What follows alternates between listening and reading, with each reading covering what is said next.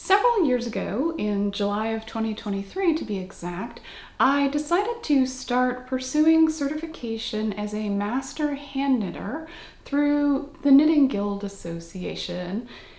And in this video, I want to talk about and update you on my progress through level 2 of the program, and specifically talk about what happened and what I plan to do next.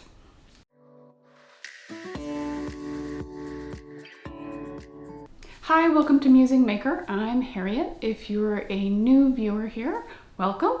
If you're a returning viewer, welcome back. This channel is where I come to talk about the various projects and challenges that I get up to in the field of the fiber arts.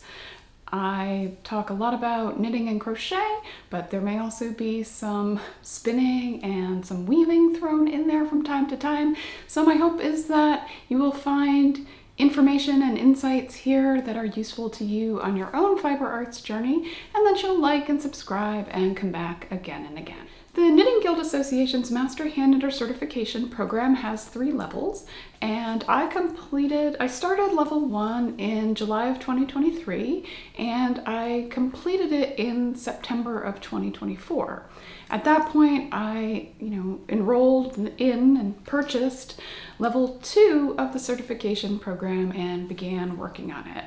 It took me a little over a year to submit all of the materials. Again, if you watch some of my previous videos, I talk about some of the specific challenges. And last summer of 2025, I actually had a series of videos over the summer that were devoted to kind of keeping me accountable on working through the steps of level 2 of the program.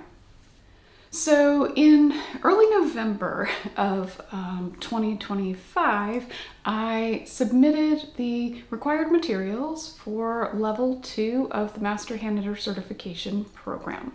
And I received my materials back in, I think, mid-January of this year, so of 2026. My initial reaction when I received the feedback was to feel just, sort of really overwhelmed and really discouraged. And if you're a member of the Knitting Guild Association and you spend any time on the discussion boards for the Master Hand Knitter Certification program, you'll see that that's not an uncommon experience for people to feel frustration or anger, right? Because it can be very hard to do all of the required written work and pattern writing and the swatching, and then sort of get notification that seems to focus a lot on all the things that you've done wrong, right? And I think that's, human nature in general. When someone tells us, good job on one thing, but then fix these 6 other things, we very easily forget about the good job on one thing and zero in on all of the mistakes we made or all of the problems that we had. And so there was, I would say a good day or two where when I was talking to a friend, I told them, I don't know if I even really want to continue to pursue this. It just feels like so overwhelming and impossible. And so what I did was I decided, okay, let me just put it aside for a couple of days and then come back to it and see if I can figure out if there's a couple of things that, I'm like, see how I feel when I come back to it. And so I did that, and when I came back to it, I kind of felt like, all right, there's just a couple of small things here that I could, let me start by fixing those small errors and kind of see if that, helps. And for me, it actually did, right? It helps give me momentum. So that is just a piece of advice that I have for you, right? If you're working on a large-scale project and feeling very overwhelmed, or recognizing that you made mistakes on it, and just feeling like, oh, I just don't have the bandwidth to correct them. Usually there are big mistakes and small mistakes, and I find that if I just sort of zero in on, okay, let's just clean up some of the small mistakes first, then I begin to feel like, okay, then the project starts to seem more manageable. So basically, I originally thought, well, maybe I could do it in a couple of weeks, get these mistakes cleaned up. And then I just decided, you know what, I'm not going to set myself a deadline for this. I'm just going to work on it and see what happens. And so this winter, we had a lot of really cold days here in the Northeast. We had a blizzard with 3 feet of snow. So just a lot of time indoors. And I decided to just kind of slowly and steadily work my way through the various elements of level 2 that I had to fix. And so I managed to get the package, the binder, and all of the materials into shape for early March, feeling like, okay, for me, and other people may have different experiences of it, but for me, I kind of never feel like what I'm submitting is ever going to be perfect. I feel like I'm always learning new things as I go through the process. So for me, when I submit something, it's usually because I have gotten to a point where I feel like I've done the best that I can at this point, and I need someone else to look it over and just give me some direction on it. And my experience of working through levels 1 and 2 of the Master Hand Knit Certification program is that, it's a little bit at times like trying to drink from a fire hose, right? There's just so much to absorb, so much to take in. There are lots of guidelines that you have to follow within the program itself. And then there's just this, vast amount of information that you're trying to kind of process. So feeling overwhelmed is a not uncommon experience, I think, based on what I've seen other people talk about and describe in terms of their own work in the program.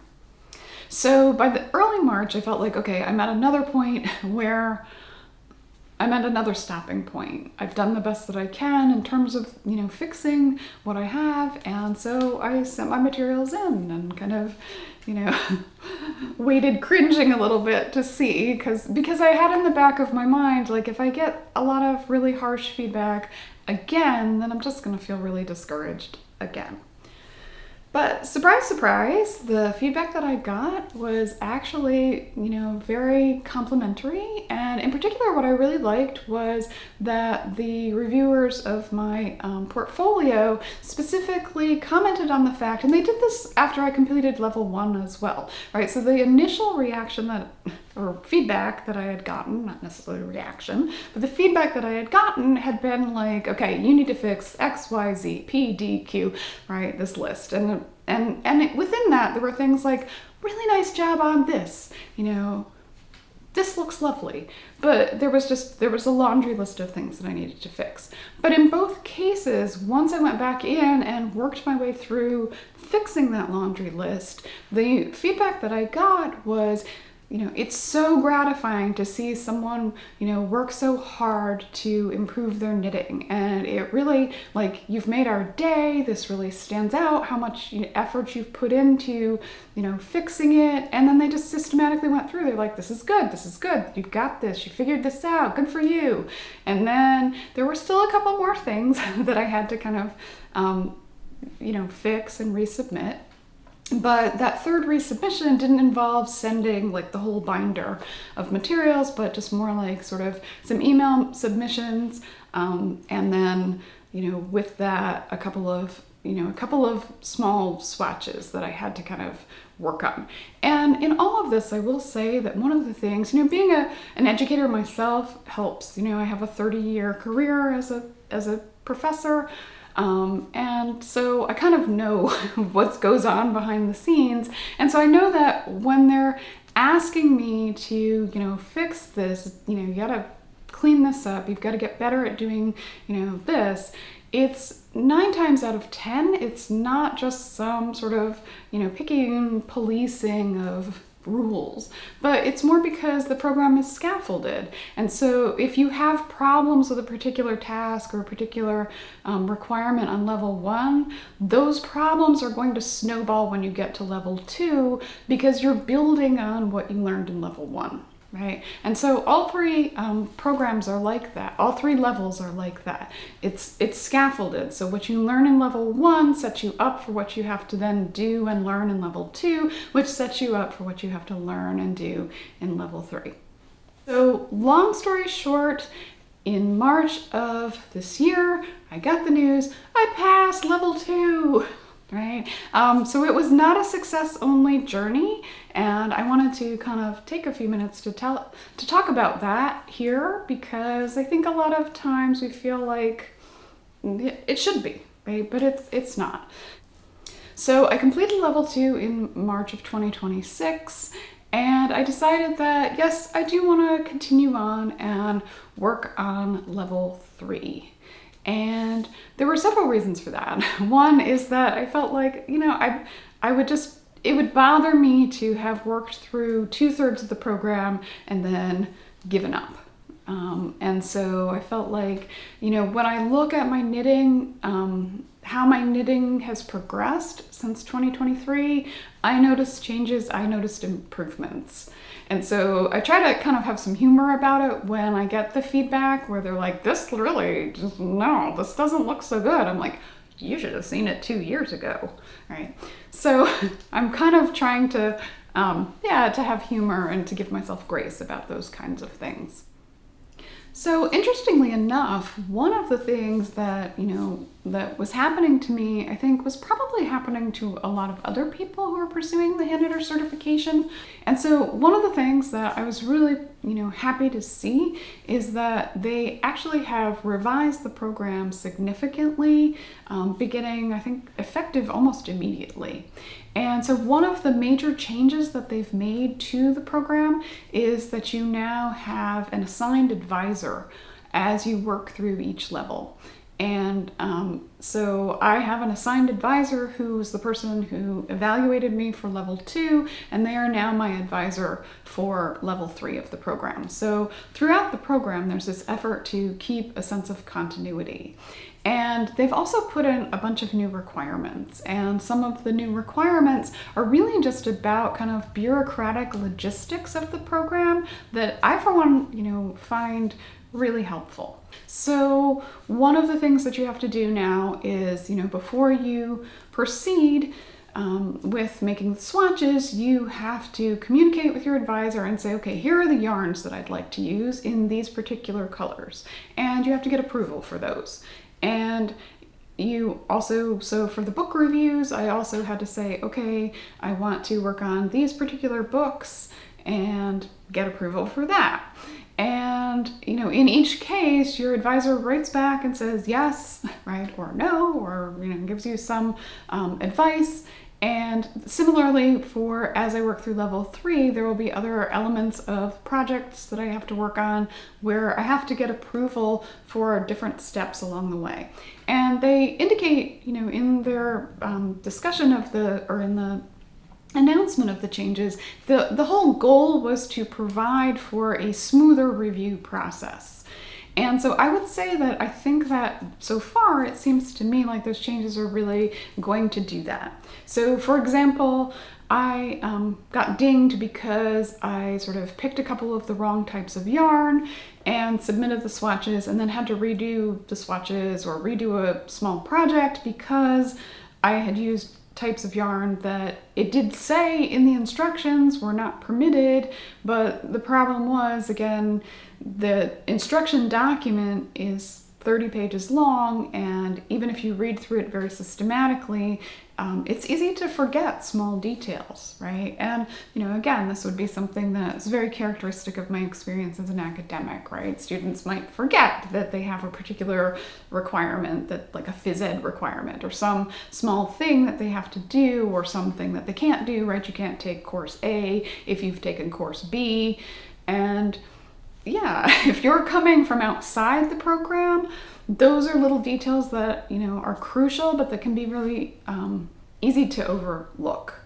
But then you end up having, you have an additional burden because you have to go back and kind of fix those kinds of things. And I can only, imagine, but from the reviewer's point of view, it's like, speaking as a former faculty member, it's not fun when you get, a submission and realize that you're gonna have to ding the person on a whole bunch of small mistakes that they made that could have been avoided. But one of the things that will happen is if you start seeing lots of people making those mistakes, you realize, okay, they could have been avoided, but clearly something's not working and they're not getting avoided, so we have to do something a little bit differently. So I, for one, have found the checking in with the advisor to be a really good change, right? I wasn't sure that I would like that, right? Like the mother may I component of it, but I actually do like it because it also gives the advisor a chance to, kind of speak to what they're looking for and let you know if you're on the right track. And that was something that, in part of the overwhelm that I felt working on level 2 in particular, but also a little bit on level 1, was that sense of, I don't always really know what they're looking for, but it's also a problem of you don't know what you don't know, so you don't know how to ask, right? If you don't know what questions to ask because you don't realize what you're overlooking, you're in a bit of a bind. So that was my experience of level 2 of the Master Hand Knitter Certification Program. As I said, I'm going to be working on level 3, and I will no doubtedly be talking about it here on my channel. So if you haven't subscribed, please do. My goal for 2026 was to reach 500 subscribers, and last I checked, I think I'm less than 100 subscribers away from that. So any help you can offer, greatly appreciated. Thank you so much for watching, and I'll see you again here soon.